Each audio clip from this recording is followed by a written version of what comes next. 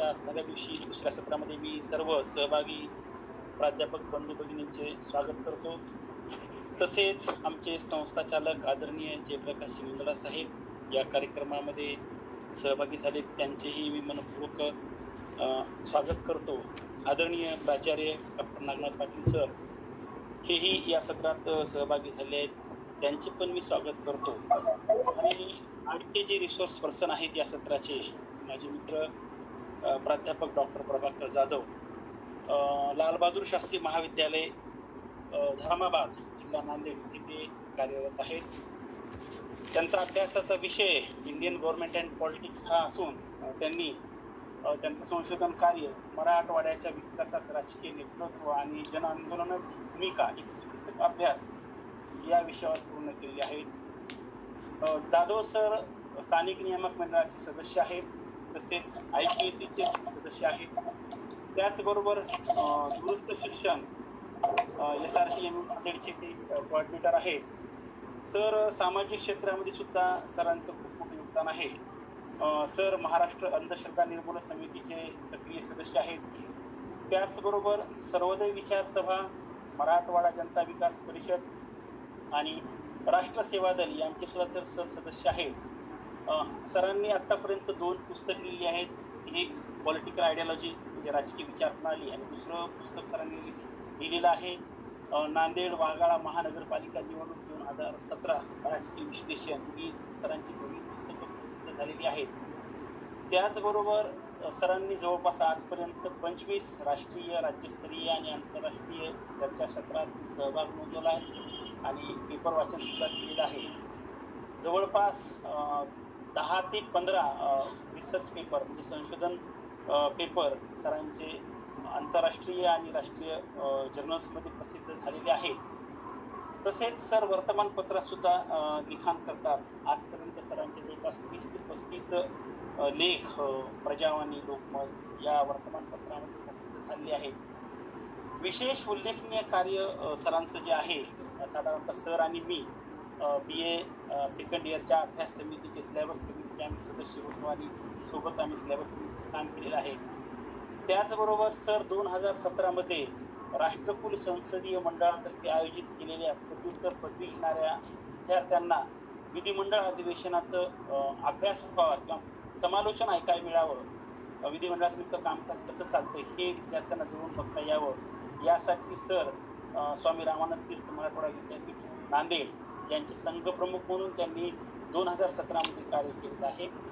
तसेच ते स्वतः विद्यार्थी असताना सुद्धा या शिष्टमंडळामध्ये सहभागी झाले होते। सरांचा जो मूळ पिंड आहे तो म्हणजे लढवय आहे आणि आपण बघतो की मागच्या काळामध्ये 7 ते फिक्सेशनच्या काळामध्ये संपूर्ण महाराष्ट्रामध्ये भ्रष्टाचार झाला असे आरोप होत होते GD कार्यालयावर, आणि त्या काळामध्ये सरांनी PMO कार्यालयाशी पत्रव्यवहार करून कसा भ्रष्टाचार होतोय आणि प्राध्यापकांकडून कशी शोषण होते याबाबत PMO कार्यालयाला जो पत्रव्यवहार केला होता त्याची दखल सुद्धा PMO कार्यालयाने घेऊन भ्रष्टाचार होऊ नये याबाबत तसं पत्र, तशी ग्वाही सुद्धा जाधव सरांना दिली होती आणि त्याची चौकशी झाली होती।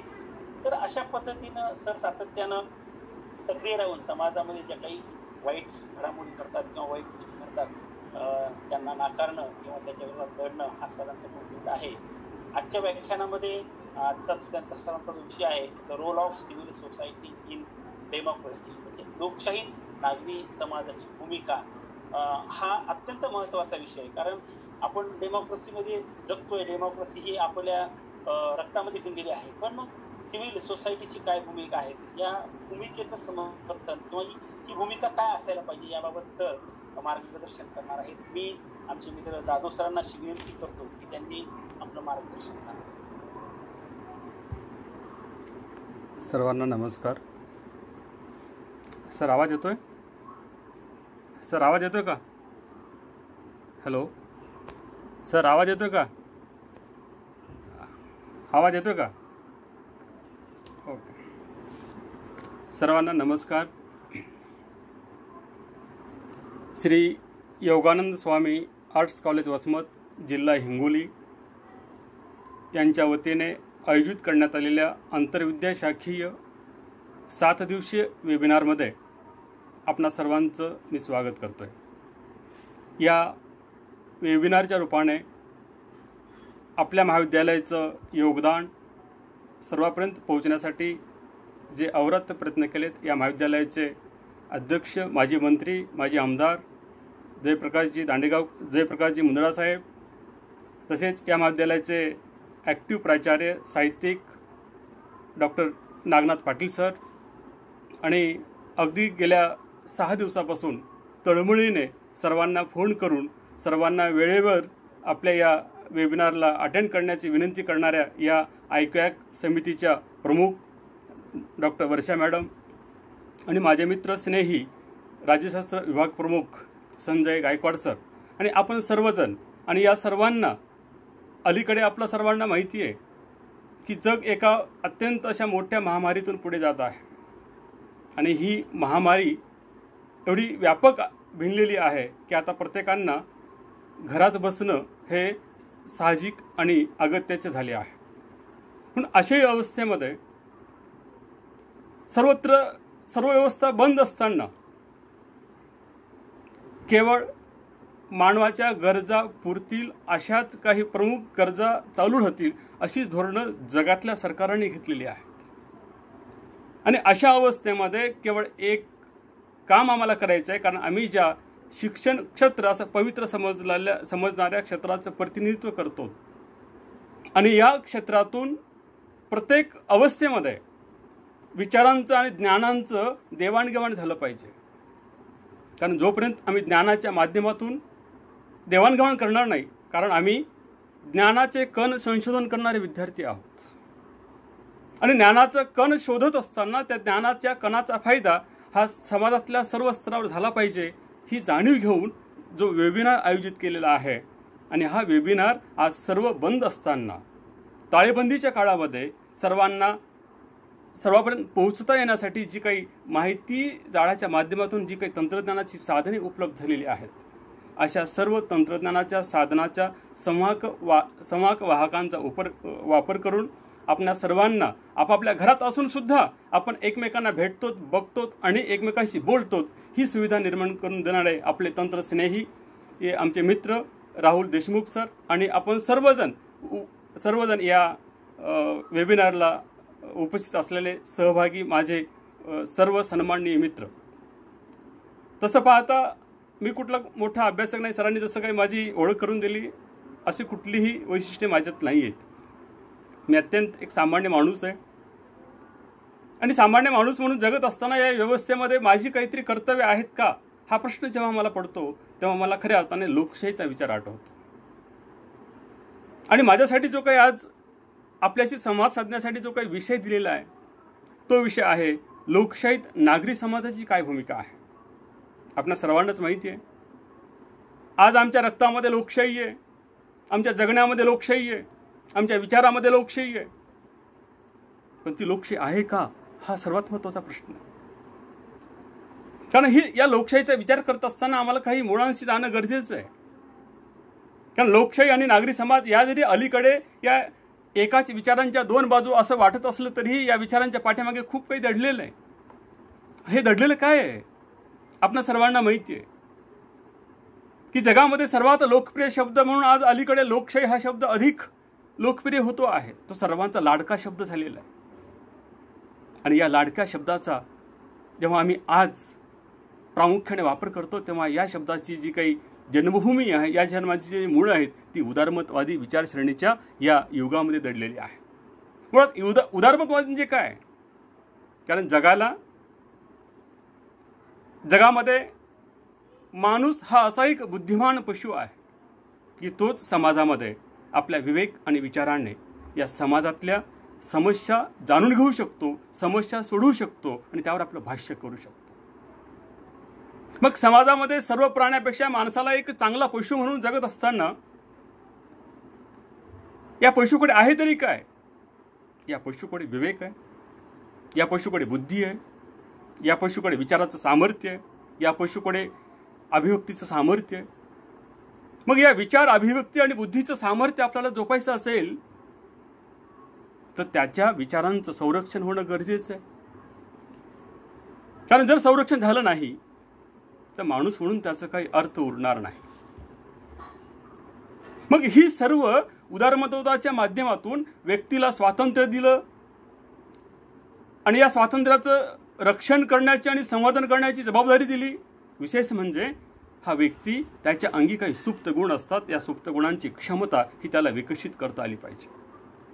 जर त्याला त्याच्या अंगी असलेल्या सुप्त गुणांची विकसित करता जर येत नसेल तर तो व्यक्ती न राहता तो अगदी पशुप्रमाणेच गणला जावा का असाही विचार पुढे येतोय.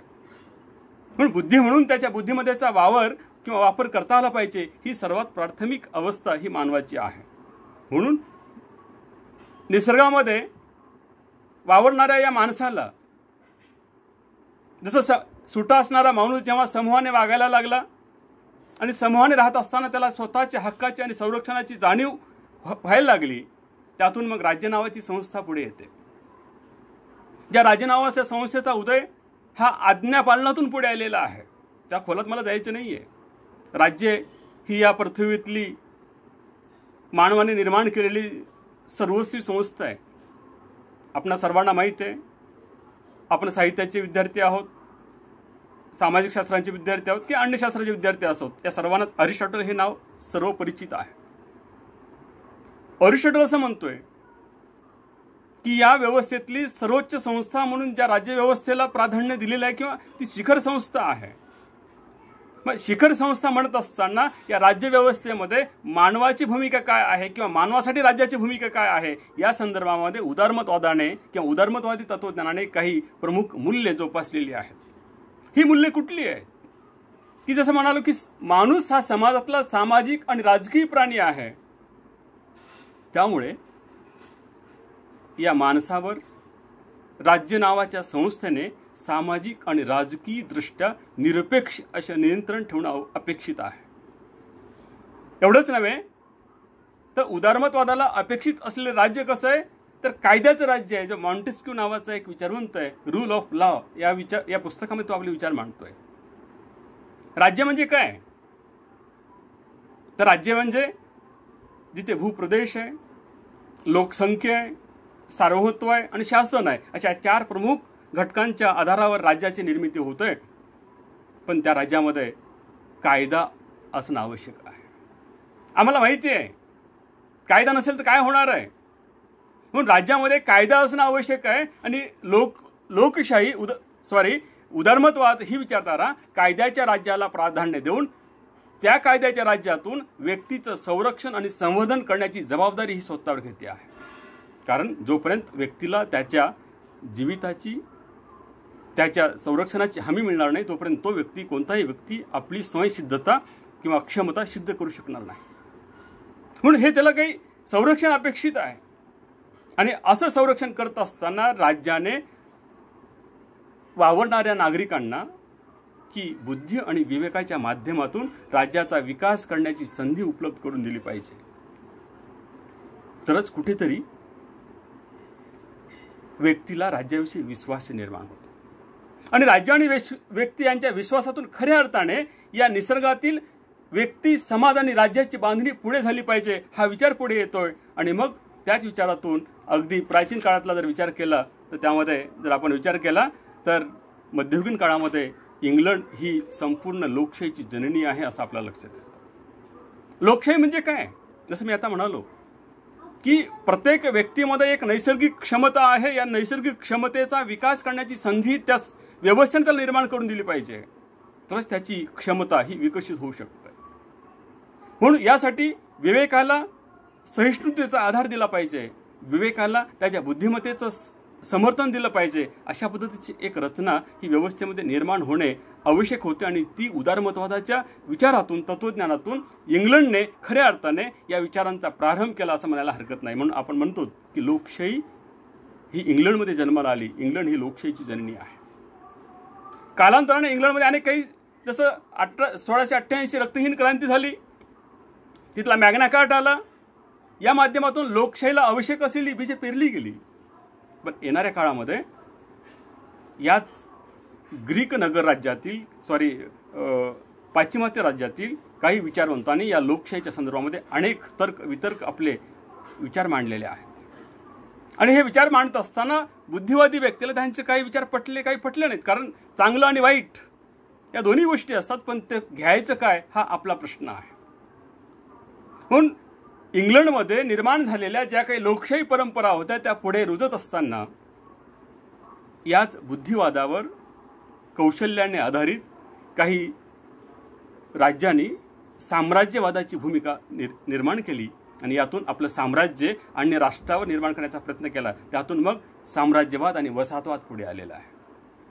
आपल्या सर्वांना माहिती आहे की आज जगामध्ये सर्वात सामर्थ्यशाली राष्ट्र म्हणून जे अमेरिकेचा आपण गौरव करतोय, ही अमेरिका सुद्धा एकेकाळी ब्रिटिशांच्या साम्राज्याखाली वावरलेली व्यवस्था म्हणून पुढे आलेली आहे. पण जेव्हा या 13 वसाहती संघटित होऊन या साम्राज्यवादाचा लढा दिला, त्यावेळी 1776 मध्ये जेव्हा या 13 वसाहती एकत्र आल्या आणि एकत्र येऊन त्यांनी एक नियतीशी करार केलेला आहे. हा करार कुठला आहे? तर अमेरिकन स्वातंत्र्य युद्धामध्ये तिथल्या अमेरिकन राज्यक्रांतीने एक स्वातंत्र्य युद्धाची घोषणा केलेली आहे. ती घोषणा म्हणजे त्या घोषणेचं नाव आहे अमेरिकन स्वातंत्र्य युद्धाची घोषणा. ती काय सांगते? जन्मता माणसं ही स्वातंत्र्य आहेत. निसर्गात त्यांना अनेक अधिकार दिलेले आहेत. जीविताचा अधिकार आहे, रक्षण करण्याचा अधिकार आहे, आणि हे अधिकार सुरक्षित असावेत म्हणून याच माणसाने अधिसत्तेची निर्मिती केलेली आहे. जर ही अधिसत्ता जर या माणसाचं रक्षण करण्याऐवजी जर ती भक्षक म्हणून वावरत असेल, तर अशा वेळी त्या व्यवस्थेला सत्तेवरून दूर करण्याचा अधिकार सुद्धा निसर्गाने त्याच माणसाला दिलेला आहे. हा अमेरिकन राज्यक्रांतीचा जो काही मूल मंत्र आहे, या मंत्राचा आधार घेऊन अमेरिकन स्वातंत्र्य युद्धाची घोषणा झाली आणि पुढे जगातलं पहिलं लोकशाही राज्य लिखित संविधानावर निर्माण झालं. आणि या लोकशाही राज्यामध्ये खऱ्या अर्थाने उदारमतवादी तत्वज्ञानाची एक बांधणी झाली आणि या बांधणीच्या निमित्ताने जगामध्ये लोकशाही काय आहे, लोकशाहीतली अधिकार काय आहेत, जनता काय आहे, सरकार काय आहे, न्यायालय काय आहे आणि या संपूर्ण घटकांची काय भूमिका आहे, या संदर्भातली एक बांधणी अधोरेखित झाली. आणि अधोरेखित केल्यानंतर हळूहळू या विचाराला पुढे वेग येत असतानाच त्या दरम्यानच्या काळामध्ये फ्रान्स राज्यक्रांती झाली 1789 मध्ये. कारण याच दरम्यानच्या काळामध्ये फ्रान्समध्ये अत्यंत अधिक व्यापक असलेली जी काही राजेशाही होती, ही राजेशाही व्यवस्था उलटून टाकणे हे आवश्यक होतं. कारण आपल्या सर्वांना माहिती आहे की राजेशाही एक प्रकारे हे हुकुमशाही आहे आणि हुकुमशाहीमध्ये व्यक्तीचे स्वातंत्र्य अबाधित राहत नाही.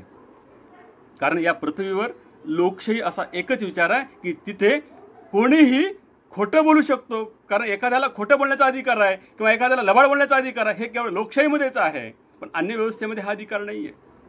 पण या राज्यशाहीच्या विरोधामध्ये लोकांना संघटित करण्यासाठी ज्या विचारवंतांनी अहोरात्र प्रयत्न केले, मग त्याच्यामध्ये वॉल्टेर असेल, डुसो असेल, अनेक विचारवंत असतील, या साहित्याच्या माध्यमातून लोकांची स्वातंत्र्या संदर्भातली संकल्पना पुढे मांडली. आणि पुढे मांडत असताना फ्रेंच राज्यक्रांतीतून जगाला एक मोठी देणी गेली, ती आपल्या सर्वांना माहिती आहे. ती म्हणजे मानवी हक्काचा जाहीरनामा, यामध्ये स्वातंत्र्य, समता आणि बंधुत्व ही मूल्ये या फ्रेंच राज्यक्रांतीने आपल्या सर्व जगांना दिलेली आहे. मग खऱ्या अर्थाने आता कुठेतरी लोकांना ही व्यवस्था आपली आहे.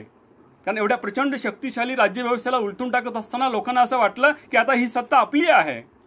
रिपब्लिक म्हणजे आपण आपल्या हातामध्ये. कारण लोकशाहीमध्ये देश नावाची संपत्ती ही लोकांच्या हाती असते. हे कधी मान्य झालं की जेव्हा अमेरिकन राज्यक्रांती आणि फ्रेंच राज्यक्रांतीच्या माध्यमातून लोकांना असं वाटलं की लोकशाही नावाने चालणारा देशाची संपत्ती ही लोकांच्या हाती असते. म्हणून त्यावेळी तिथल्या नागरिकांना विवेक आणि विचारांचं स्वातंत्र्य असलं पाहिजे, अभिव्यक्तीची वृद्धी करता आली पाहिजे. या माध्यमातून लोकांमध्ये एक विश्वास निर्माण झाला आणि या विश्वासातून पुढे मग औद्योगिक क्रांती झाली. आपल्या सर्वांना माहिती आहे, आज आपण ज्या भौतिक सुविधामध्ये वावरतो आहोत, आज ज्या औद्योगिकरणामध्ये वावरतो आहोत, या औद्योगिकरणातून जी काही पुढे शोध लागले, संशोधन लागले, या संशोधनाची अपत्ये आपल्याला आता पाहायला मिळत आहेत. या औद्योगिक क्रांती त्याचंच कारण आहे. कारण त्यावेळी जर व्यक्तीच्या स्वातंत्र्याला किंवा व्यक्तीच्या विवेकाला जर बंधने असती तर अशा पद्धतीचं कुठलंच संशोधन झालं नसतं. आज आम्ही माहिती आहे की विज्ञान आणि तंत्रज्ञानाच्या आधारावर आम्ही चंद्रावर पाऊल टाकलो आहोत. पण हे संपूर्ण श्रेय हे कुठलं असेल तर मानवाच्या विवेकशीलतेचं आहे, मानवाच्या बुद्धिमत्तेचं आहे. आणि ही किमया या लोकशाही राष्ट्रात मानवाला स्वातंत्र्य दिल्यानंतर ही पुढे आलेली आहे. मग खऱ्या अर्थाने प्रबोधन युगामध्ये पुन्हा एकदा वाद निर्माण झाला की एवढं अधिकार द्यायचं असतं का, लोकांना एवढं स्वातंत्र्य द्यायचं असतं का. मग या मध्ययुगामध्ये साधारणतः धर्मसंस्था आणि राज्यसंस्था या दोन व्यवस्थेमध्ये प्रचंड तणाव निर्माण झाला. कारण आपल्या सर्वांना माहिती आहे धर्म हा पोथीवर आधारलेला आहे आणि लोकशाही ही विवेकावर आधारलेली आहे. आणि जेव्हा यांचा संघर्ष निर्माण झाला तेव्हा खऱ्या अर्थाने तिथून पुढे काही सुधारणा पुढे आल्या. राज्यव्यवस्थेमध्ये काय सुधारणा व्हाव्यात, समाज व्यवस्थेमध्ये काय सुधारणा व्हाव्यात, धर्मव्यवस्थेमध्ये काय सुधारणा व्हाव्यात. आणि अशा वेगवेगळ्या सुधारणांच्या माध्यमातून समाजामध्ये एक प्रकारचं चैतन्य निर्माण झालं, एक प्रकारची जाणीव निर्माण झाली. आणि जाणीवेतून हळूहळू समाज एकमेकांशी आपापल्या विचारधारांना जोडणाऱ्या लोकांशी बांधला जाऊ लागला. आणि त्यातून मग पुढे हळूहळू असं झालं की आता विवेकाला प्राधान्य आहे, आपण काहीतरी शोध घेतला पाहिजे, आपण काही उपक्रम राबवले पाहिजे. त्यातून अनेक जगामध्ये उपक्रम लागले, सुधारणा पुढे आल्या. मग एकीकडे राजकीय समाज आणि दुसरीकडे या राजकीय समाजाला आव्हान देण्यासाठी प्रतिसमाज म्हणून त्याला आपण नागरी समाज म्हणूया, ज्याला आपण सामाजिक समाज म्हणूया, हे उदयास आले. पण उदयास येत असताना काही या जागतिक व्यवस्थेमध्ये आजही अशी काही व्यवस्था आहेत, असे काही राष्ट्र आहेत की तिथे आजही विकासापासून वंचित आहेत. आज आम्ही म्हणतो की गेल्या 70 वर्षामध्ये भारताने खूप प्रगती केलेली आहे, पण आजही अशी अवस्था आहे की आजही 40% ग्रामीण भागामध्ये आज रस्ते नाही आहेत. मग अशा संधीचा फायदा घेऊन तत्कालीन व्यवस्थेतील जी या बुद्धी आणि विवेकाच्या आधारावर जी काही साम्राज्य निर्माण झाली त्या साम्राज्यातून साम्राज्यवाद आणि वसाहतवाद पुढे आला. आणि वसाहतवाद पुढे येत असताना मग लोकशाहीच्या विचारांची परंपरा हळूहळू त्या समाजामध्ये रुजायला लागलेली आहे. जसं भारतामध्ये या साम्राज्यवादाचा आणि वसाहतवादाचा खूप मोठा प्रभाव आम्ही अनुभवलेला आहे. आम्हाला माहिती आहे की आमची व्यवस्था ही साधारणतः 565 संस्थानामध्ये विभागलेली असताना या ब्रिटिशांनी इथं येऊन ज्या काही सुधारणा घडून आणल्या आणि या सुधारणातून खऱ्या अर्थाने आमच्याकडे शिक्षण आधुनिकीकरणाचा प्रभाव पुढे आला. मग लोकशाही अशा माध्यमातून विकसित होत असताना, विस्तारित होत असताना याच व्यवस्थेमध्ये जगामध्ये काही पर्याय उभे टाकले. कारण लोकशाही अधिक वेगाने जाते आहे, तिला काही पर्याय उभे टाकले पाहिजे. हा पर्याय कुठला असेल तर अगदी मला असं म्हणायचं आहे की जगामध्ये असा एकमेव व्यक्ती आहे की सर्वाधिक समर्थक आणि सर्वाधिक विरोधक ज्याच्या विचाराला होतात तो म्हणजे कार्ल मार्क्स. त्याउदरी अनेकांनी भांडवलशाहीवर किंवा लोकशाहीवर हल्ला केला होता, पण रचनात्मक हल्ला करण्याची किंवा रचनात्मक विचार मांडण्याची जी पार्श्वभूमी ही कार्ल मार्क्सच्या साम्यवादी तत्त्वज्ञानातून पुढे आली आणि लोकशाहीला एक नवा पर्याय पुढे आला आणि विचार प्रणालीमध्ये एक संघर्ष निर्माण झाला. आणि पुढे मग लोकशाही, समाजवाद, साम्यवाद आणि हुकुमशाही, लष्करशाही अशा वेगवेगळ्या राज्यशाही अशा वेगवेगळ्या विचार प्रवाहामध्ये एक सामाजिक, जागतिक आणि राष्ट्रीय स्वरूपाचा संघर्ष निर्माण होत असताना याच अवस्थेमध्ये ज्या वसाहतवादाने आणि साम्राज्यवादाने आपल्या व्यापकतेवर संपूर्ण जग काबीज करण्याला निघालं त्याच वेळी कुठेतरी राष्ट्रवादाची जाणीव निर्माण झाली आणि वसाहतवादामध्ये राष्ट्रवादाची जाणीव निर्माण झाली. आणि या वसाहतवादी लोकांनी या पारतंत्र्यात वावरणाऱ्या किंवा पारतंत्र्य गाजवणाऱ्या या राष्ट्रांच्या विरोधामध्ये त्यांनीच दिलेल्या परंपरांचा आधार घेऊन तिथे स्वातंत्र्य युद्ध उभारले.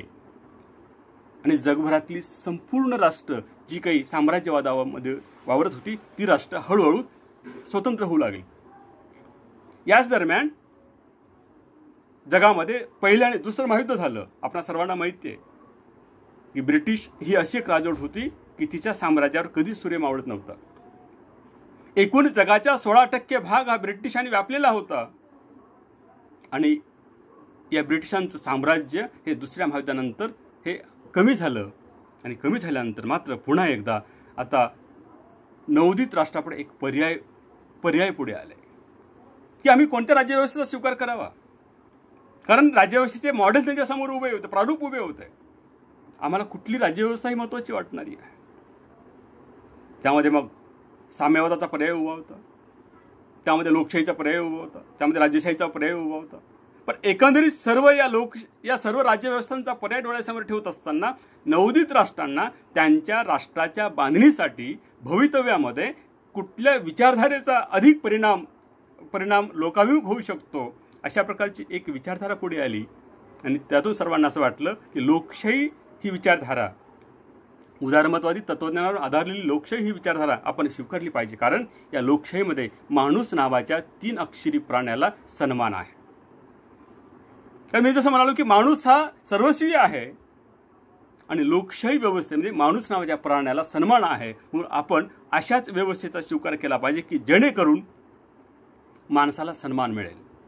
म्हणून या विचारातून विशेषतः वसाहतवादाचा वारसा सोबत असताना, सत्तेच्या हस्तांतराची संरचना सोबत असताना आणि जागतिक भांडवलशाहीचा काही दबावही होता. कारण ते आपण पाहतो की त्यातूनच पुढे शीतयुद्ध नावाचा विचार पुढे आलेला आहे. म्हणजे साम्यवादाविरुद्ध लोकशाही किंवा साम्यवादाविरुद्ध उदारमतवाद अशा प्रकारे तो शीतयुद्ध पुढे येतोय. आणि मग जागतिक व्यवस्था या शीतयुद्धामध्ये व्यापलेली असताना सुद्धा काही बहुतांश राष्ट्रांना असं वाटतं की आम्हाला हुकुमशाही नको आहे, आम्हाला व्यक्ती स्वातंत्र्य हवं आहे, आम्हाला कायद्याचं राज्य हवं आहे, आम्हाला अधिशक्ती नको आहे, आम्हाला अधिकार आणि कर्तव्यातलं समन्वय हवा आहे. अशा पद्धतीची राजकीय व्यवस्था पुढे आली. आणि पुढे येत असताना मग या राजकीय व्यवस्थेचे काही प्रारूप निर्माण झाले.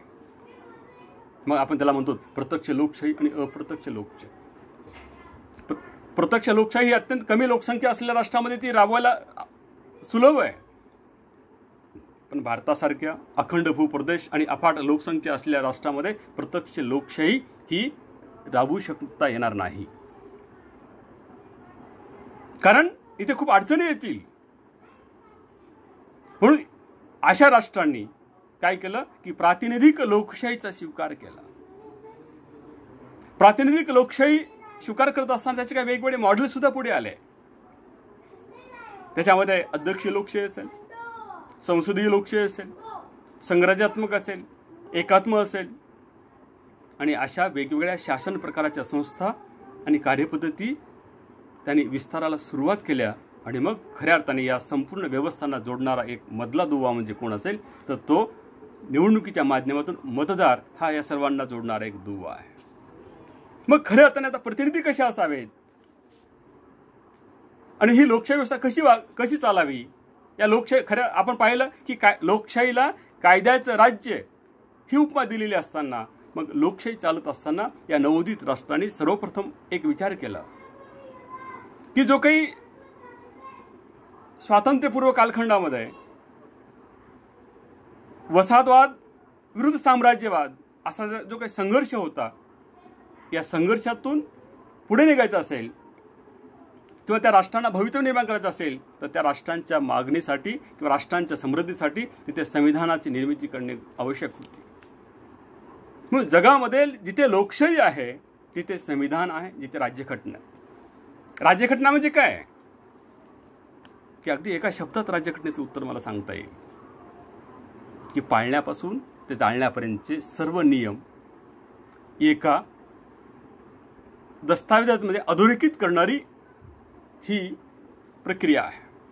अगदी दुसरा शब्द सांगता येईल, संविधान म्हणजे काय, त्या देशातल्या नागरिकांचे रोल काय असावेत आणि ते रोल पाळण्यासाठी रूल काय असावेत. म्हणजे रोल आणि रूल या दोघांना बांधणारी ही संवैधानिक प्रक्रिया आहे. आणि जेव्हा अशा संवैधानिक प्रक्रियातून त्या लोकशाहीची एक संरचनात्मक आणि कार्यात्मक प्रक्रिया ही बांधलेली असते. कारण कुठलीही व्यवस्था, जसं आता आपण हे वेबिनार घेतो आहोत, हे वेबिनार घेत असताना सुद्धा त्यांनी 7 दिवसाचा कार्यक्रम आखलेला आहे. आज 6व्या दिवशी 3 वाजता राज्यशास्त्राचाच टॉपिक होईल, 2 वाजता इंग्रजीचाच टॉपिक होईल. हे का बांधलं गेलं? कारण या वेबिनारचा एक कार्यक्रम रितसर व्हावा, त्यात कुठल्या अडचणी येऊ नयेत. म्हणून लोकशाही बांधत असताना जगातील सर्व राष्ट्र अशाच काही चौकटीमध्ये या लोकशाहीची अधिरचना किंवा अधोरेखित केलेली जी काही रचना आहे ती निर्माण केलेली आहे. कारण उदारमतवादाने काही प्रमाणके लोकशाही पुढे ठेवलेली आहे. या प्रमाणकांना आधारित असलेला जो कार्यकारण भाव आहे त्या कार्यकारण भावातून जी काही प्रक्रिया आहे आणि ही प्रक्रिया खऱ्या अर्थाने तिथे कार्यरत असलेल्या व्यवस्थांच्या रचनात्मक आणि कार्यात्मक स्वरूपातून ती अधोरेखित होते आहे. आणि ही एकीकडे असलेली व्यवस्था, तर दुसरीकडे व्यवस्थेला चालवणारे घटक कोणते आहेत, व्यवस्थेचे मूलभूत घटक कोणते आहेत, आणि व्यवस्थेतील पदाधिकारी आणि या सर्वांच्या केंद्रस्थानी असलेला जो काही सामान्य माणूस आहे, या सामान्य माणसाचा मिळून ही लोकशाही व्यवस्था निर्माण झालेली आहे. मग आता आपण एका अशा टप्प्यावर आलो. लोकशाही म्हणत असताना आपण जसं पाहिलं, व्यक्ती स्वातंत्र्य, नागरिकांचे अधिकार, राज्यव्यवस्थेची उभारणी, संविधानाची निर्मिती, या सर्व प्रक्रियेतून ही लोकशाही बांधली गेलेली आहे. मग बांधल्यानंतर खऱ्या अर्थाने आता लोकशाहीची वाटचाल सुरू होती आहे. कारण ज्या लोकशाहीचा प्रारंभ हा पाश्चिमात्य राष्ट्रातून झाला, त्याच प्रारूपातून जगातल्या अनेक राष्ट्रांनी या लोकशाहीचं मॉडेल स्वीकारलं, तिचा विकास केला, आणि झपाट्याने या लोकशाही राज्यव्यवस्थांचा विस्तार होत गेला. आणि ही संपूर्ण लोकशाहीचा मूळ आधार काय असेल, तर मनुष्याचा विवेक, मनुष्याचा विचार आणि त्याची बुद्धी, या तिघांचं समन्वय टाकून त्या व्यवस्थेतल्या व्यक्ती, समाज आणि राज्यांचा विकास झाला पाहिजे, ही त्या पाठीमागची भूमिका आहे. पण आता आपण एक दुसऱ्या टप्प्यावर या. ही झाली सैद्धांतिक बाजू. जगभरातल्या लोकशाहीचा जर विचार केला, तर जेव्हा लोकशाही सिद्धांतावर उभे टाकणे आवश्यक होतं, पण आता ही लोकशाही भावनेच्या भरामध्ये अडकलेली आहे. कारण माणूस असा प्राणी आहे की तो अत्यंत महत्वाकांक्षी आहे. तो चांगलं काय वाईट काय तोच करणारा आहे. आणि ही लोकशाही माणसाच्या नैतिक गुणवत्तेवर आधारलेली असताना आज हाच माणूस आधार असलेल्या लोकशाहीमध्ये या लोकशाहीला बिघडवण्याचं काम करतो आहे. आपण आता अलीकडे या कोरोनाच्या महामारीमध्ये आपण पाहतो की भावनेच्या आधारे लोकांना कसं आपलं करता येत. मला कुठल्या व्यक्तीवर किंवा कुठल्या टीका करायची नाही, पण अलीकडे लोकशाही ही विवेकप्रधान, विचारप्रधान व्हायला हवी आहे, पण ती आज भावनिक अशा संकुचित विचारामध्ये ती थांबलेली आहे. कारण जेव्हा भावना अडकतात तेव्हा आम्ही सिद्धांतापासून दूर जातो, उद्देशापासून दुरावतो. पण सध्याच्या लोकशाहीचा प्रवास अशा भावनेमधून जोखडल्यामुळे लोकशाहीतली पारदर्शकता, लोकशाहीतली गुणवत्ता, लोकशाहीतले जबाबदारपण हे संपूर्ण हरवत चाललेलं आहे. आणि प्रत्येकाला असं वाटतं की लोकशाहीमध्ये मी काम करतो म्हणजे माझा सेवाभाव अधिक उत्कृष्ट आहे. आणि या सेवाभावाच्या खोटारडेपणावर आता सध्या लोकशाहीची भिंत उभारलेली आहे असं मला हरकत नाही. कारण अलीकडे आपण पाहिलं, या कोरोनाच्या महामारीमध्ये कोणी जरी एखादा 1 रुपयाचा दिला असेल तर त्याचे फोटो काढून प्रसारमाध्यमावर टाकायचा आणि मी किती उदार आहे, मी लोकांना किती मदत करतोय, अशा प्रकारची भूमिका आम्ही पाहिलेली आहे.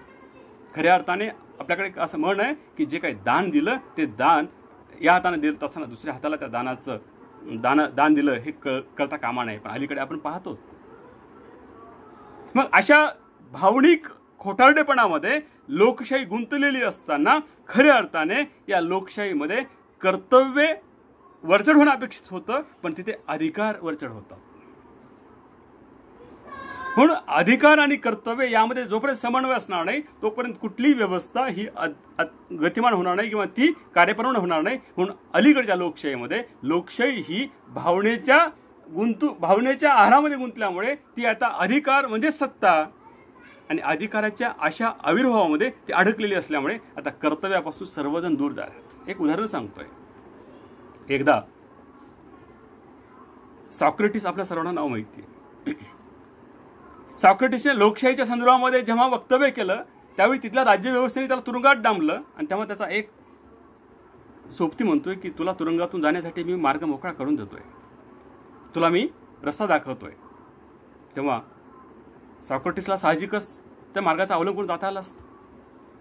पण सॉक्रेटिसने ते आपल्या मित्राला सांगितलं, नाही मित्रा नाही, मी या राज्यव्यवस्थेतला एक प्रामाणिक नागरिक आहे आणि जर मीच नागरिक म्हणून वावरत असताना अशा पद्धतीचं गैरकृत्य करत असेल तर ते लोकशाहीला शोभणार नाहीये. माझी हत्या झाली तरी चालेल, माझा जीव गेला तरी चालेल, तर मी माझं कर्तव्य सोडणार नाही. अशा पद्धतीची प्रामाणिकता ही लोकशाहीला हवी आहे. पण आता अलीकडे आपण बघतो ज्या कायद्याचं राज्य म्हणत असताना आज कायद्याची काय अवस्था आहे. खऱ्या अर्थाने कायदा आणि कायद्याचं राज्य ह्याचा विचार जर आम्ही केला, कायदा असून चालत नाही, कायद्याचं राज्य असून चालत नाही, तर प्रत्येकाला विश्वास निर्माण झाला पाहिजे की इथे कायद्याचं राज्य आहे, इथे मला या कायद्यामुळे न्याय मिळतो आहे. आपण सर्वजण बुद्धिवान आहात, आपल्या सर्वांना माहिती आहे कायदा कुठे आहे आणि कायदा कसा चालतो, न्याय कुठे आहे, न्याय कोणासाठी असतो. या भाषेत आपल्याला जायचं नाहीये, हा सिद्धांत सुद्धा आपला नाहीये. पण सांगायचं तात्पर्य माझं असं आहे की लोकशाही ही अधिकाराच्या जोरावर न राहता ती कर्तव्य आणि अधिकार या दोघांच्या समन्वयातून उभारलेली आहे. असं असताना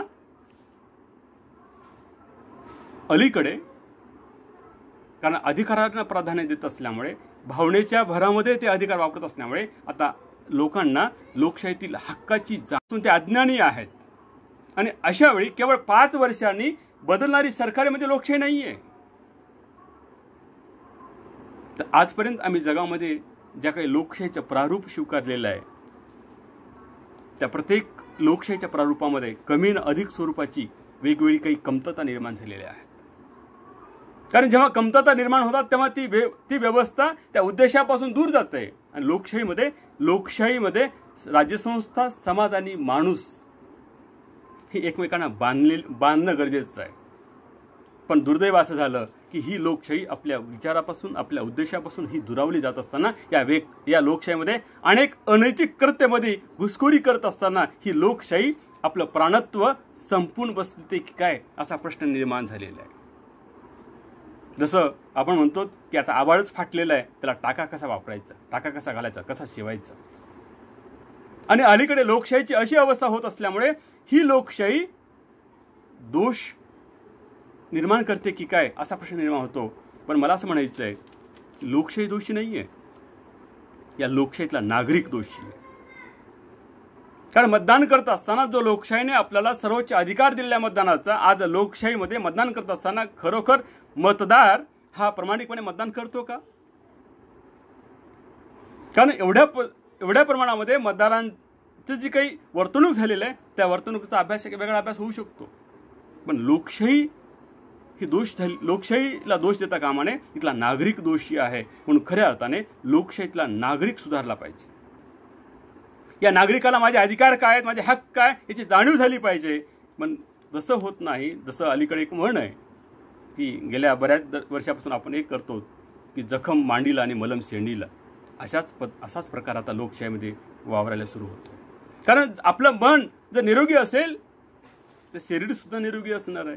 पण सध्या आमचं मनच निरोगी नाही आहे, तर शरीर कसं निरोगी असणार आहे? म्हणून लोकशाहीतला माणूस, लोकशाहीतला विवेक हा निरोगी असला तर लोकशाही निरोगी असणार आहे. म्हणून लोकशाहीला लागलेला हा दोषाचा कलंक आम्हाला नाहीसा करायचा असेल तर आम्हाला सुद्धा आता काही नियमांचं पालन करावं लागेल. नियमांचं पालन करायचं असेल, काय करायचं असेल तर इथे प्रत्येकाला बोलण्याचा अधिकार दिलेला आहे. कारण जेव्हा एखाद्या व्यवस्थेमध्ये दोष दिसू लागतात किंवा ती व्यवस्था एखाद्या दोषाकडे वळली असते, तेव्हा त्या व्यवस्थेतील अर्थशास्त्र आणि त्या व्यवस्थेतील सामाजिक आणि राजकीय व्यूहरचना पूर्णतः बदलत असते. आज ही बदललेली आहे. जर आम्ही भारताचं जर विश्लेषण केलं, 130 करोड लोकसंख्या असताना सुद्धा आज काय अवस्था होते आम्ही पाहतो. या महामारीच्या काळामध्ये, लॉकडाऊनमध्ये अडकलेल्या लोकांना पायी जात असताना कित्येक लोक मेली. आज वंदे भारत नावाच्या मिशन खाली आज सरकार काय करत आहे? परदेशातला श्रीमंत माणूस तिथे सुखरूप पोहोचला पाहिजे, पण इथला सामान्य माणूस मेला तरी चालेल, पण त्याला ती सुविधा उपलब्ध करून देऊ नये, ही नीती या लोकशाही सरकारांची झालेली असल्यामुळे मग हे दोष कोणीतरी कमी केलं पाहिजे, या विचारी कोणीतरी बोललं पाहिजे. कारण लोकशाहीने आम्हाला बोलण्याचा अधिकार दिलेला आहे. तेव्हा खऱ्या अर्थाने हा बदल होणे अपेक्षित आहे. मग हा बदल करणार तरी कोण? बदल करण्याचा सविनय मार्ग सुद्धा लोकशाहीने आम्हाला दिलेला आहे. तेव्हा नागरिक, समाज, राज्य बदल करण्याच्या तिन्ही संस्था आहे. पण राज्य त्यांच्या हातामध्ये असल्यामुळे त्यातून बदलाची अपेक्षा नाहीये. समाज म्हणजे कोण आहे? आज समाज ही अशा वेगवेगळ्या विविधतेमध्ये विभागलेला आहे.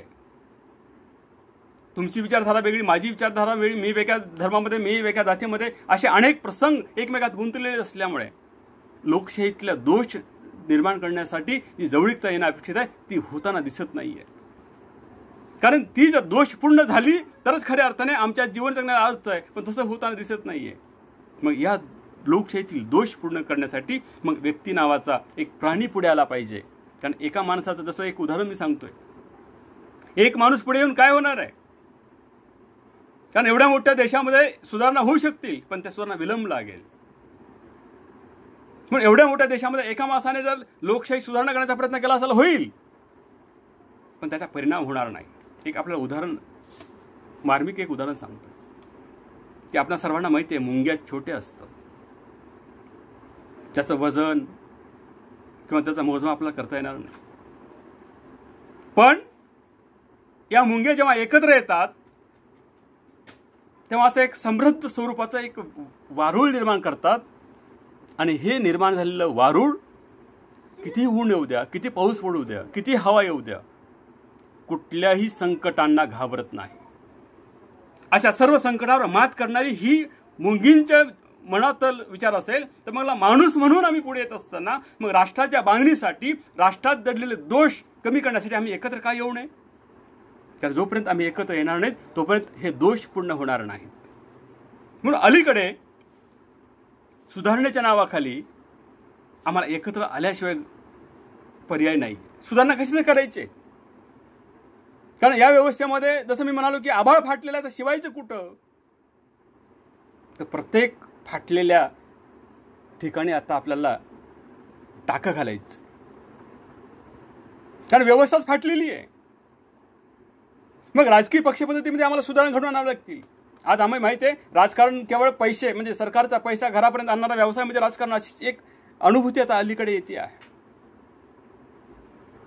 आणि या राजकीय पक्षाच्या माध्यमातून खऱ्या अर्थाने लोकांचं सामाजिक शिक्षण, लोकांचं प्रबोधन, लोकशिक्षण होणं अपेक्षित आहे. पण दुर्दैवाने तसं होऊ शकलेलं नाहीये. राजकीय पक्ष केवळ पक्षाच्या पलीकडे आपला विचार किंवा सत्तेच्या पलीकडे आपला विचार पुढे आणलेले नाहीये.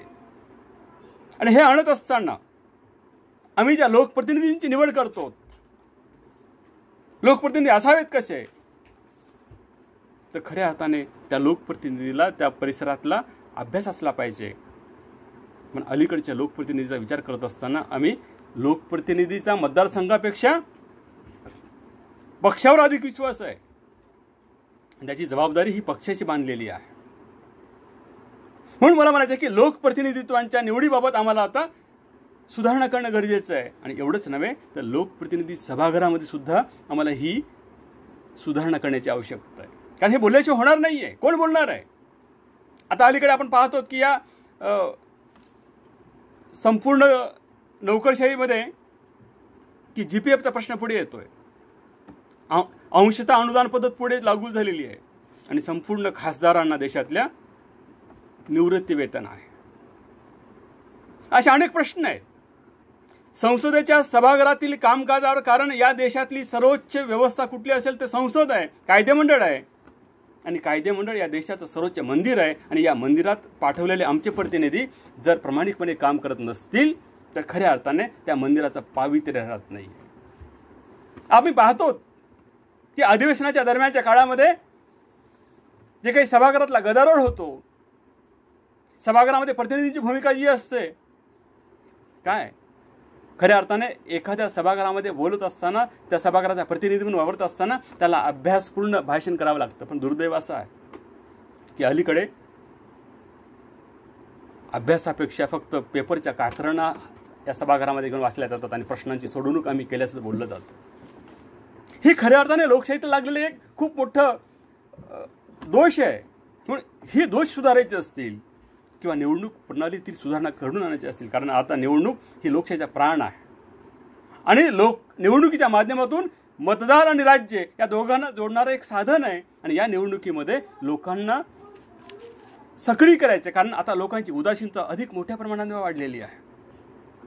गेल्या 16-17 निवडणुका आमच्या देशामध्ये लोकसभेच्या झाल्या, पण या निवडणुकामध्ये लोकांच्या मतदाराचे प्रमाण का वाढत नाहीये? लोकांची उदासीनता का वाढलेली आहे? ही वाढलेली उदासीनता कमी करायची असेल तर कुठेतरी लोकांना पुढे येणं गरजेचं आहे. प्रशासनाबाबत तर बोलणं नकोच. भ्रष्टाचार एवढ्या टोकाला पोहोचलेला आहे. आज भ्रष्टाचार संदर्भात जर बोललं गेलं, बोलणाऱ्याला दोन मार्ग आहेत, एक तुरुंग आणि दुसरा मृत्यू. मग भ्रष्टाचार कोण बोलणार आहे? आपण पाहतो जे आपल्या नागरी समाजाला पुढे यायचं, नागरी समाजाकडे पुढे यायचंच आहे, अगदी थोडं ही पार्श्वभूमी घेऊन मला पुढे यायची आहे. मग सुधारणा कशाच करायची आहे? इथल्या पक्षपद्धतीत करायची, इथल्या निवडणुकीत करायची, इथल्या न्यायालयीन निर्णयात करायचे, इथल्या आर्थिक सुधारणामध्ये करायचे, इथल्या मतदारांच्या वर्तनामध्ये करायचे. आणि ह्या सुधारणा जर गुणवत्तापूर्ण असल्या तरच खऱ्या अर्थाने ही लोकशाही टिकणारी आहे. स्वातंत्र्य आणि जबाबदारीची जाणीव आहे का? जसं एक उदाहरण सांगतोय की जबाबदारी काय असते. प्रत्येक गावामध्ये दोन गोष्टी प्रामुख्याने आहेत, एक शाळा, दुसरं मंदिर. जेव्हा आम्ही गावातल्या दोन्ही या प्रारूपांचं जर पाहिलं तर त्या गावातली मंदिरं हे अत्यंत सुसज्ज आहेत, पण शाळांची अवस्था, आता अलीकडे कुठेतरी डिजिटल वगैरे शाळा होत आहेत, तो भाग वेगळा. तरीही जेव्हा या शाळेचा एखादा जर खिडकी काढून घेणारा असेल आणि बघणारा असेल तर तो म्हणतोय की घेऊन जा आपल्या काही बापाचं नाही, ती शाळा सरकारची आहे. आणि जेव्हा एखाद्या मंदिराचा दगड काढला तर लगेच सर्व लोक येतील आणि त्याच्यावर तो आरोप लावतील की हे चोरी तू केले, ते भरून दे. मग सार्वजनिक क्षेत्राबाबत ही जबाबदारी का पुढे येत नाहीये? कारण ज्या पद्धतीने मंदिराच्या वस्तूबाबत जी जबाबदारी असायला हवी होती तीच पण शाळेबाबत असायला हवी आहे. मग स्वातंत्र्य आणि जबाबदारीची जाणीव आम्हाला कोण करून देणार आहे? लोकशाहीच्या संरचनाबाबत आम्हाला लोकशिक्षण आणि लोकप्रबोधन कोण करणार आहे? आणि सर्वात महत्त्वाचा भाग आहे की लोकशाही ही लोकांच्या सहभागावर आधारलेली आहे. आज लोकशाहीतला सहभाग का वाढत नाहीये? कारण निर्णय प्रक्रियेतला सहभाग असेल किंवा मतदानाचा सहभाग असेल, जसं मी आता म्हणालो की लोकशाहीमध्ये लोकांचा सहभाग हाच लोकांचा प्राण असतो. मग दुर्दैवानं लोकशाही व्यवस्थेविषयी लोकांच्या मनात चांगली भावना नाहीये. मग ही चांगली भावना निर्माण करण्यासाठी लोकांमध्ये लोकप्रबोधन आणि लोकशिक्षण करणे गरजेचे आहे. आणि हे करण्यासाठी मग कुठेतरी नागरिकांचं सबलीकरण होणं गरजेचं आहे, नागरिकांचं सशक्तीकरण होणं गरजेचं आहे. मग सशक्तीकरण करायचं तर कोणी, तर तेव्हा खऱ्या अर्थाने मग आम्हाला या समाजातील नागरी समाजाची भूमिका पुढे महत्त्वाची वाटते. नागरी समाज म्हणजे काय? की कुटुंब आणि राज्य यांच्यामध्ये जो काही अवकाश निर्माण झालेला आहे, या अवकाश निर्माण होण्याने ज्या काही समस्या निर्माण झाल्या या समस्यांची सोडवणूक करणारा असा एक वर्ग आहे, त्याचं नाव आहे नागरी समाज. कुठल्याही व्यवस्थेमध्ये दोन समाज आहेत, एक राजकीय समाज आणि दुसरा नागरी समाज. राजकीय समाज हा पदाधिकारी म्हणून वावरतो आणि नागरी समाज हा त्या व्यवस्थेतल्या मूलभूत गरजांची भूमिका घेऊन राज्याकडे मागणी करतोय की तुम्हाला हे करणं गरजेचं आहे आणि तुम्ही करत नाही आहेत. याबाबत अनेकांनी अनेक वेगवेगळे मतप्रवाह निर्माण केलेले आहेत. सिव्हिल सोसायटी हा शब्द भारतामध्ये कधी प्रचलित झाला आपल्या सर्वांना माहिती आहे की अण्णा हजारेंचं लोकपाल आंदोलन जेव्हा पुढे आलं तेव्हा खऱ्या अर्थाने आम्हाला नागरी समाज काय आहे ह्या शब्दाचा प्रत्यय आला होता. पण जेव्हापासून लोकशाही विस्ताराला लागली तेव्हापासूनच खऱ्या अर्थाने नागरी समाज सुद्धा पुढे विकसित झालेला आहे. पण दुर्दैव असं आहे की आमच्या देशामध्ये खऱ्या अर्थाने जेव्हा उत्तर औद्योगिक भांडवलशाहीचं युग आलं, त्याला आपण एका शब्दात सांगायचं असेल तर नव्या आर्थिक धोरणानंतर जे काही राज्य आणि समाज यातलं अंतर वाढत असताना जे काही प्रश्न निर्माण झाले, हे प्रश्न खूप व्यापक स्वरूपाचे आहे. या प्रश्नांची जर व्याप्ती जर आम्ही लक्षात घेतली तर ही न मोजता येण्यासारखी आहे. आज समाजामध्ये जातीमध्ये तीव्र मतभेद आहेत, गरिबींचं प्रमाण वाढतंय, दारिद्र्याचं प्रमाण वाढतंय, सुविधांचा अभाव होतो आहे, कृषी व्यवस्थेतील कमतरता वाढते, सेवा उद्योग क्षेत्र, माहिती क्षेत्र त्यांचं प्राबल्याने वाढ होते. त्यातून काही आणि जसं आता सरांनी सांगितलं मागच्या सेशनमध्ये की प्रसार माध्यमातून जे काही गुन्हेगारीकरण वाढतं आहे, सायबर गुन्हेगारीकरण वाढतं आहे, हा सायबर गुन्हेगारीकरणाचा खूप मोठा प्रश्न आहे. आम्ही ज्या वेबिनारच्या माध्यमातून एकत्र जोडलो आहोत, यदा कदाचित येणाऱ्या पुढच्या काळामध्ये सरकारला असं वाटेल की आता आपल्याकडे तंत्रज्ञान विकसित झालेलं आहे आणि आता शिक्षण पद्धती सुद्धा आपल्याला घराघरामध्ये पोहोचायचं असेल या तंत्रज्ञानाच्या माध्यमातून, वेबिनारच्या माध्यमातून देता येऊ शकतो. अशी ही सध्या पुढे ही समस्या येणार आहे. आम्हाला सुद्धा संघटित व्हावं लागणार आहे. मग असंख्य क्षेत्रातल्या समस्या आहेत. मग पर्यावरण असेल, पाणी असेल, सिंचन असेल, जंगलं असतील, मानवी हक्क असतील, न्यायालय असतील, सर्व समस्या आहेत. या सर्व समस्यांची सोडवणूक करण्यासाठी एकत्र येऊन लढा देणे ही आता काळाची गरज झालेली आहे. जर आपण संघटित झालो नाहीत तर आपले प्रश्न सुटणार नाहीत. जसं आपल्याकडे एक म्हण आहे, आई सुद्धा आपल्या बाळाला दूध पाजत असताना तो रडल्यानंतर पाजवतो. मग लोकशाहीमध्ये आम्हाला आमचे कर्तव्य काय आहेत, अधिकार काय आहेत हे जाणून घेऊन सरकारसोबत आम्हाला ही मागणी करावी लागणार आहे आणि सरकारला सांगायचं आहे की तुम्ही दिलेलं वचन ते पाळलं पाहिजे. आपल्या सर्वांना माहिती आहे, आपण निवडणुकामध्ये अनेक वचननामे ऐकलेले आहे. प्रत्येक पक्षांचे वेगवेगळे वचननामे आहेत आणि हे वचन सरकारने पाळलं पाहिजे, याची जाणीव करून दिली पाहिजे आणि लोकांना सरकारविषयी बोलतं झालं पाहिजे. ही भूमिका खऱ्या अर्थाने लोकशाहीमध्ये नागरी समाजाची आहे. तर नागरी समाज झोपला तर लोकशाही सुद्धा झोपत आहे. या लोकशाहीला जागं करायचं असेल, या लोकशाहीला उठवायचं असेल तर नागरी समाजाची भूमिका ही लोकशाहीच्या रचनात्मक आणि धोरणात्मक स्वरूपामध्ये भर घालणारी आहे. नागरी समाज म्हणजे कोण? की तुमच्या आमच्या अशाच काही व्यक्तीने एकत्र येऊन राज्याच्या लोककल्याणकारी भूमिकेतून सार्वजनिक धोरणं ही लोकांपर्यंत पोहोचावीत आणि सरकारला त्याची जाणीव करून द्यावी, यासाठी निर्माण झालेला एक समुदाय आहे. हा समुदाय राजकीय नाहीये, तो सामाजिक आहे. हा समुदाय समाजाच्या भल्यासाठी काम करणारा समुदाय आहे.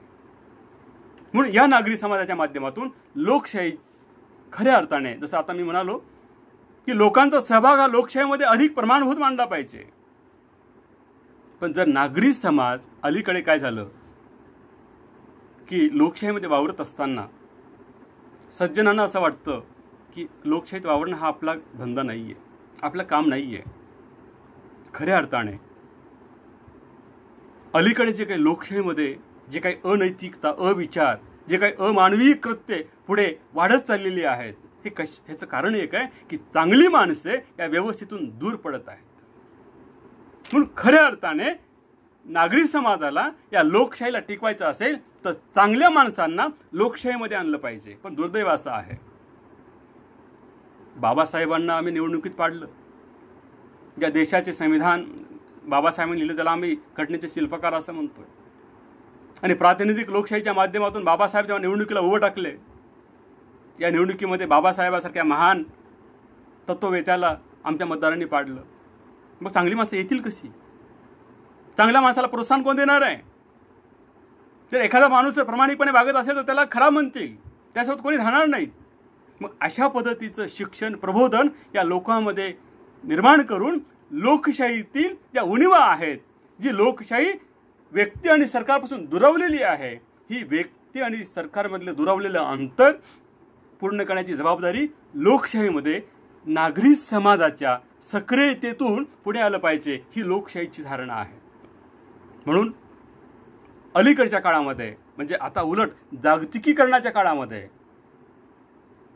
प्रत्येकानं असं वाटतं, कारण जागतिकीकरणाच्या नंतर असं वाटतं की आता सत्तेचं विकेंद्रीकरण जरी झालं तरी या व्यवस्थेमध्ये जी काही नैसर्गिक संसाधने आहेत, ही संसाधने मानवाच्या नियंत्रणाखाली आली पाहिजे आणि त्यावर राज्याचं नियंत्रण असलं तरी त्या राज्यावर मानवाचं नियंत्रण असलं पाहिजे. खऱ्या अर्थाने या एकाच वाक्यामध्ये या नागरी समाजाची भूमिका ही दडलेली आहे. म्हणून नागरी समाज म्हणजे लोकशाहीला पूरक असलेला अराजकीय वर्ग आहे की जो कायदेशीर लढाई करतो, जो मानवतावादी लढाई करतो, जो लोककल्याणकारी लढाईसाठी पुढे येतो, जो कायद्यासाठी लढतो, जो मानवी हक्कासाठी लढतोय. पण बऱ्याचदा असं होतं की या नागरी समाजाच्या भूमिकेतून काही गैरसमजही पुढे येत आहेत.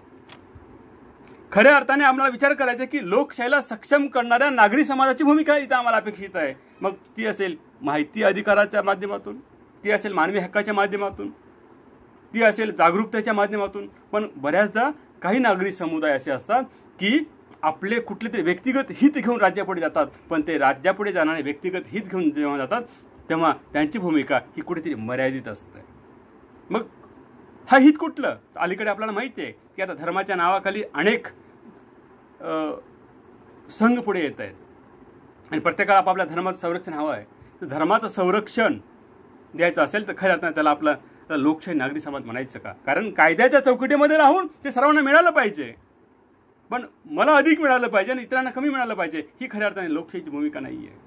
म्हणून नागरी समाज ही या व्यवस्थेतली अशी एक चौकट आहे, ती एकाच वेळी सामान्य माणूस, समाज आणि राज्य या 3 व्यवस्थांना स्थानिक पातळीपासून ते जागतिक पातळीपर्यंत बदललेल्या प्रत्येक संदर्भांना जोडत ते परिवर्तन सविनय मार्गाने झालं पाहिजे आणि प्रत्येकांना प्रत्येक बदलांचा लाभ हा प्रत्येकापर्यंत पोहोचला पाहिजे, या विचारांचं प्रतिनिधित्व करणारी ही एक सामाजिक चळवळ आहे. ती चळवळ धोरणे आंदोलनाच्या माध्यमातून सरकारला जागा करते आणि लोकांमध्ये जागरूकता घडवून आणून लोकशाहीला प्रबळ करण्याचं आवाहन करतं. अशा आवाहन करणाऱ्या व्यवस्थेला आपण नागरी समाज किंवा लोकशाहीतील नागरी समाजाची भूमिका असं म्हणूया. मला खऱ्या अर्थाने विषयाला न्याय देता आला का माहिती नाही आहे, पण संयोजकांनी मला बोलण्याची संधी दिली आणि मी आपल्यापुढे व्यक्त झालो आहे. कदाचित मला विषयाला न्याय देता आला नसेल, पण आपण सर्वांनी ऐकून घेतलात त्याबद्दल मी आपला सर्वांचे मी आभार मानतो. धन्यवाद.